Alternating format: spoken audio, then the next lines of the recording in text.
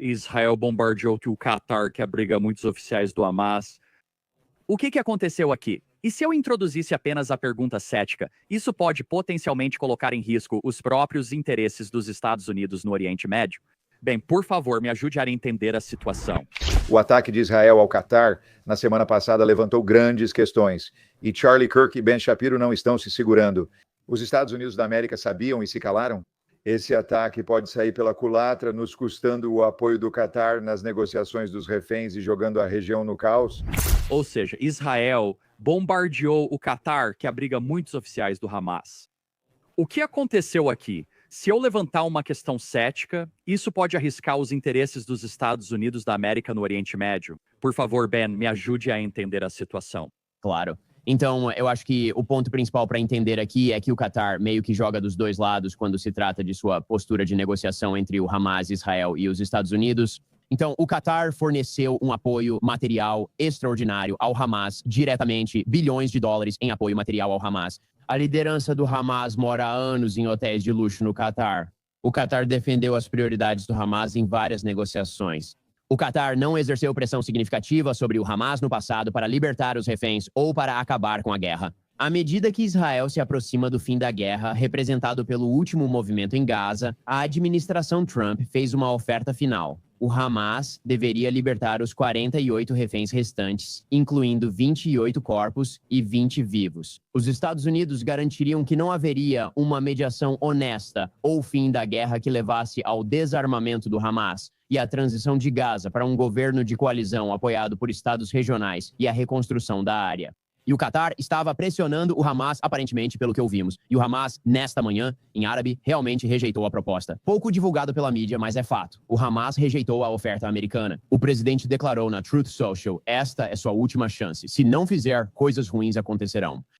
É difícil acreditar que Israel voaria com 10 F-16S pelo Oriente Médio até o Catar para atacar um alvo terrorista em Doha sem os americanos saberem. É extremamente improvável, para dizer o mínimo. Sinceramente, não seria surpresa se o Catar soubesse que isso aconteceria. E assim, Israel atacou o alto escalão do restante do Hamas no Catar, numa tentativa de basicamente mudar o status das negociações. Então, a ideia básica aqui era: se vocês não vão negociar, se recusam a chegar ao fim desta guerra, talvez a gente encontre alguém que consiga. Ou talvez a ideia seja que vocês não estão seguros em lugar nenhum até que esta guerra acabe. Era preciso exercer uma pressão adicional, e é por isso que Israel fez o que fez. Estou do lado da civilização e feliz com a morte dos principais líderes do Hamas. Espero que muitos deles estejam na liderança e que o máximo possível tenha morrido nesse ataque, com o mínimo de civis afetados. E, novamente, eu ficaria muito surpreso. Quero dizer, nós realmente sabemos, a partir de reportagens contemporâneas, que os Estados Unidos, pelo menos, foram avisados sobre a operação israelense momentos antes de ela acontecer. Acabei de passar um tempo no Japão. E uma das coisas que paira sobre o Japão é que eles fizeram uma rendição incondicional, dizendo: acabou para nós. Eles se renderam após as 2 bombas atômicas. É um tema controverso, com opiniões divididas. Eu certamente tenho. Mas isso é rendição incondicional. É isso que Israel está buscando aqui? Acho que essa é uma pergunta frequente no campus. Como é o sucesso? Porque acho que todos podemos concordar que uma guerra longa não é boa para Israel, uma guerra longa e arrastada. Estamos chegando ao fim, completando 2 anos em 1 mês. Já se passaram 23 meses. Então, como seria o sucesso final em Gaza? Faixa? A minha principal crítica ao governo Israel Netanyahu é não terem agido mais rápido. Esse processo deveria ter sido muito mais acelerado. Israel estabeleceu, no início desta guerra, 2 objetivos, conforme articulado pelo governo israelense.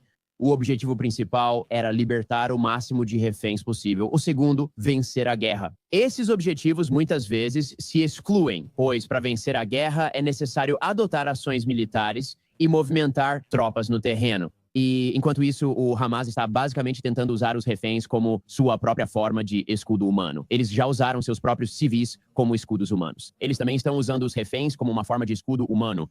E então, quando você chega ao fim da guerra, essa sempre vai ser a questão: como a guerra chegou ao seu desfecho final. Netanyahu destacou como prioridades libertar os reféns e eliminar futuras ameaças militares a Israel.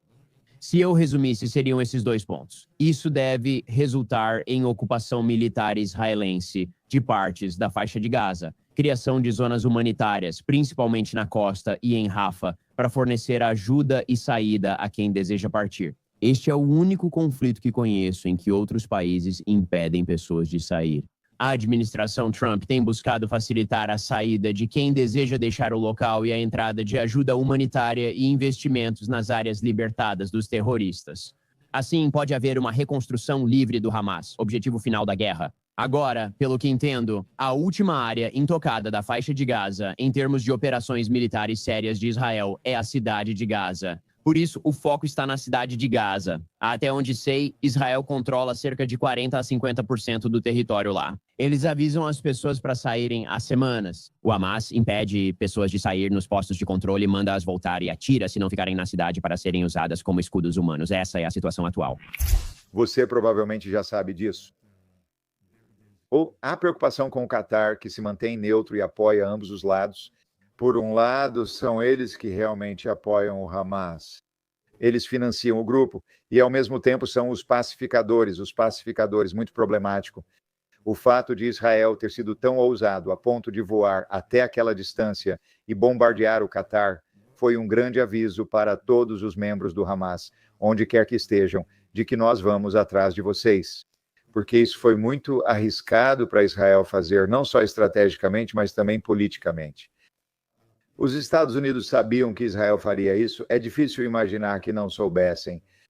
Se você ouviu como o presidente respondeu ao ataque, ele ficou em cima do muro. Ele fez política, dizendo que o Hamas precisa ser eliminado e que nós precisamos, que não podemos entrar nos países dos nossos aliados e bombardeá-los.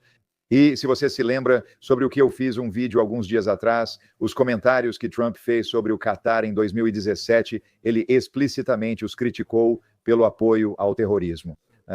Então, sabe, ele é muito claro sobre quem eles são, mas provavelmente acha que trabalhar com eles vai trazer mais ganhos do que trabalhar contra eles. Isso é muito verdadeiro, muito comum na política. É isso que precisa ser feito. Concordo 100% com Ben Shapiro que o maior fracasso dessa guerra do lado israelense é que isso está demorando demais. E o que isso causou foi que a mídia e o mundo se voltaram cada vez mais contra Israel. E eles tiveram, não é tanto que eles ficaram ainda mais contra Israel, mas tiveram um período prolongado para advogar ainda mais contra Israel. Isso prejudica Israel e deveria ter sido feito mais rápido. Israel está ficando mais ousado com o tempo, né? O que é importante. E eles estão fazendo ataques como esses. E esse foi um ataque muito importante. Infelizmente, enquanto estou gravando isso, sabemos que os líderes do Hamas não foram mortos durante esse ataque. Infelizmente, foi um fracasso em matá-los. Não falhamos em intimidar todos os líderes do Hamas, inclusive na Turquia e outros locais. Eles sabem que Israel vai atrás deles.